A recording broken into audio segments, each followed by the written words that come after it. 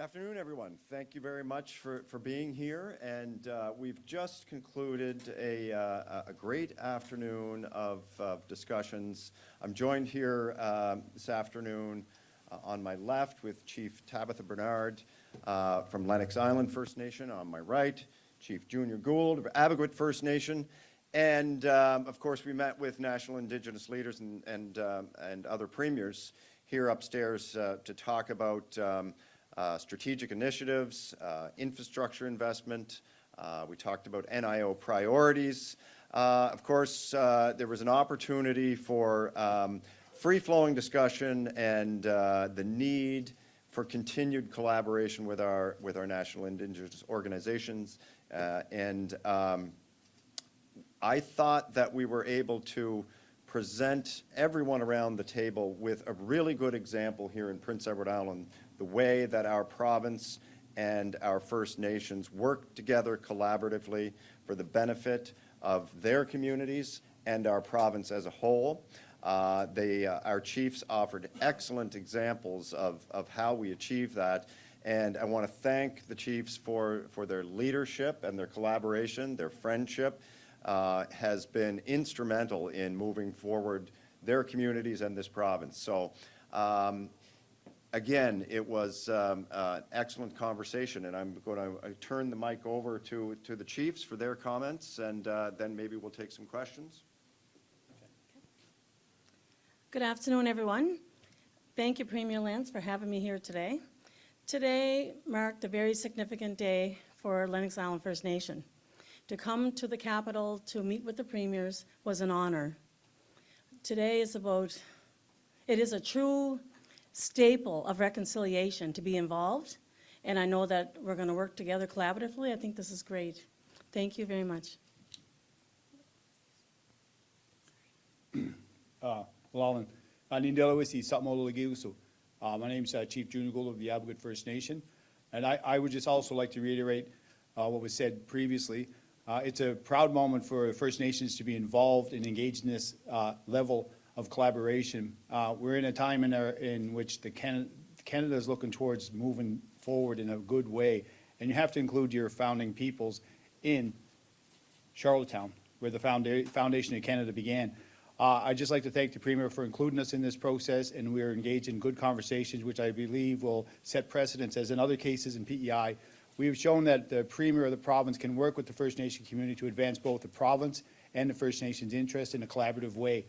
The leadership within the province of P.E.I. and both First Nations is an example of how First Nations can work together with the province to make Canada a better place to live, a better place for our children, and a better place as a society. We're faced with problems across the board nationally and globally, and I think that showing leadership for your founding peoples, like the First Nation peoples, is a good example of a due diligence in governance, and I appreciate the Premier of the province inviting us here, and all of the Premier's participation and acknowledgement of First Nation needs are important and should be at the table. So I'd like to thank all the Premiers who are upstairs and who include us in this process. Walali, on behalf of the Abegweit First Nation, thank you. Merci beaucoup. Thank you, Premier Lantz, Chief Gould, Chief Bernard. We now have time for just a couple of quick media questions. We're permitted one question each, so anyone with questions can step forward to the microphones on the right and left of the room. Hi, making it political here. Was there any talk at the table regarding the Alberta separatism movement, and was that discussed at all? It was not, no. Was there, from an Indigenous perspective, are there any concerns regarding this new tariff threat from Donald Trump, or what would you like to see out of the federal government in terms of negotiating with the U.S. and ensuring that Indigenous voices are also at the table? Yeah, I think that the First Nation perspective, and shared by our National Chief, Cindy, was that the First Nations support the Canadian government nationally and represent us in that format. So far with the tariff situation, P.E.I. has emerged relatively unscathed comparatively. I just wonder if you think that with the announced new tariffs that this will be any different in 29 days.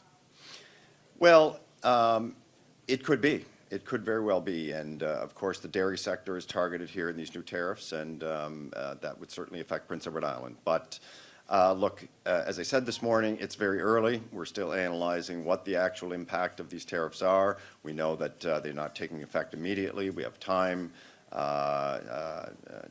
as Minister LeBlanc told me last night, to hammer out a deal. What that looks like, I'm not sure, but at this point, I can't imagine that we would just simply capitulate under this threat, and where would we be at that point? These are tariffs in response to counter tariffs that were implemented in response to the original tariffs that were. So we're down a long road here. We'll have a conversation with the Prime Minister and our federal government here over the coming days about what the strategy is going forward. But what's important is that we show strength, unity, and resolve going forward here, and that we've got a national strategy to use our leverage to get through this dispute with the United States.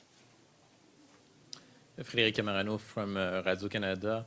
I'm wondering, you're talking about a strategy about these tariffs. In what ways can First Nations participate? Can they help the economy as well? What way can we? We do.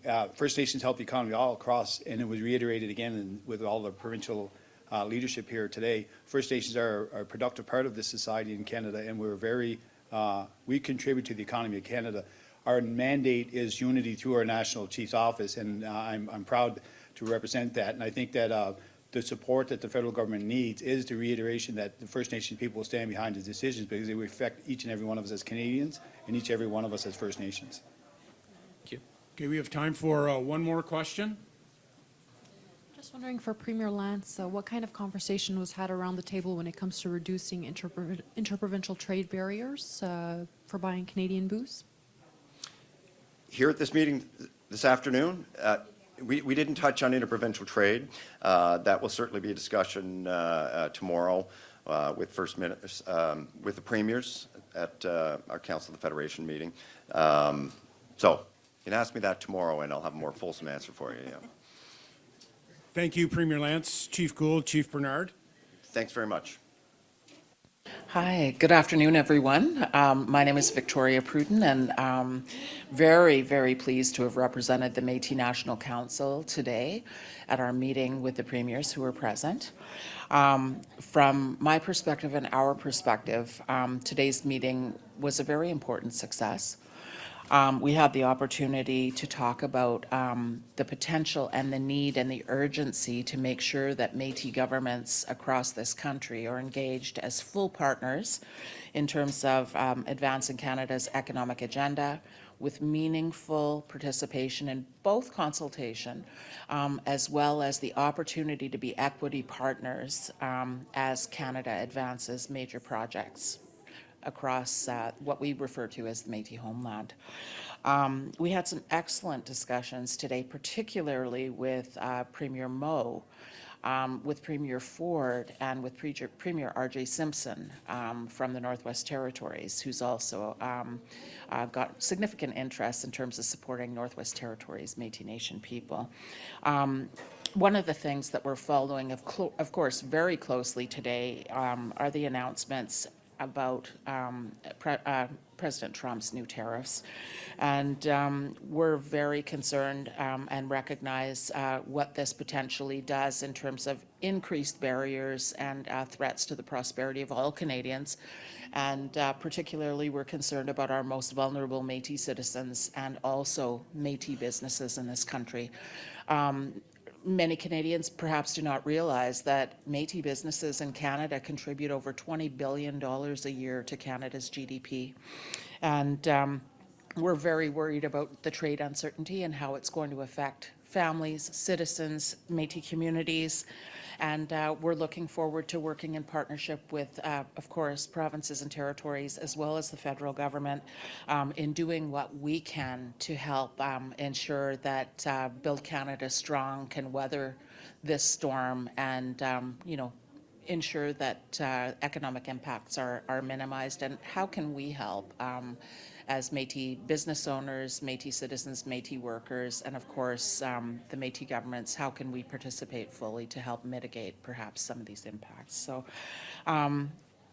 We recognize that while trade policy is led by Canada and provinces and territories, we want to be collaborative and supportive partners in this process and be a part of the solution as Canada faces these unprecedented challenges. So,